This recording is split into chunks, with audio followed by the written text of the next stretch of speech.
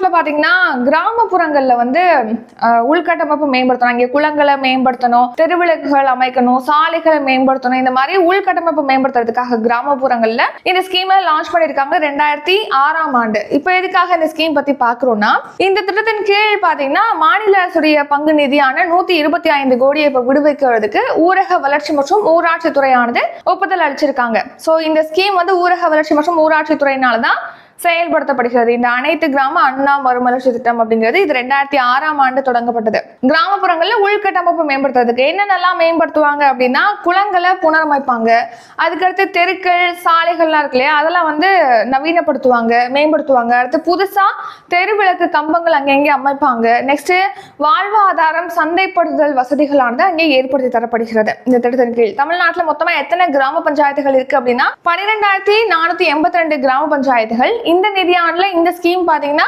2329 கிராம பஞ்சாயத்துகள்ல செயல்படுத்தப்படும் சொல்லியிருக்காங்க.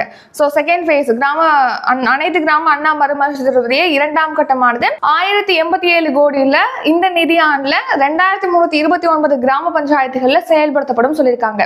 சோ அதுலதான் ஒரு 150 கோடியை இப்போ வந்து தமிழக அரசு விடுவிக்கிறாங்க. இப்போ நிதி ஒதுக்கீடு செய்யறாங்க இல்லையா, அது 30% பாத்தீங்கன்னா இந்த SC ST சமூகங்கள் இருக்கக்கூடிய குடியிருப்பு பகுதிகளுக்கு ஒதுக்கீடு செய்யணும் அப்படின்னும் இதுல இந்த திட்டத்துல மென்ஷன் பண்ணிருக்காங்க. 30% யாருக்கு போது SC ST குடியிருப்புகளை மேம்படுத்துவதற்காக செலவழிக்கப்படுகிறது.